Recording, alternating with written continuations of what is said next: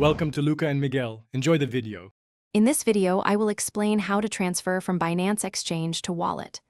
Open Binance and go to Wallet, then Fiat and Spot to locate your asset. Next, choose Withdraw, pick the correct coin and network, and enter the destination wallet address. Double-check addresses and tags, if required, and use a small test transfer first to confirm everything works before moving larger amounts. Set up your receiving wallet and confirm network compatibility before initiating a transfer. Copy the address exactly and verify any memo or tag fields to avoid lost funds. Use security measures like two-factor authentication and secure seed phrase backups.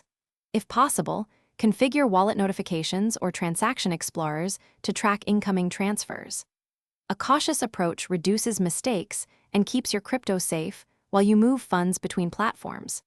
After confirming address and fee details, initiate the withdrawal and note the transaction ID. Start with a small test transfer to confirm the correct network and address, which prevents costly mistakes. Use a block explorer to watch confirmations and ensure the transaction completes. Once the test arrives, proceed with the full transfer. Stay patient during network congestion and always double-check details before.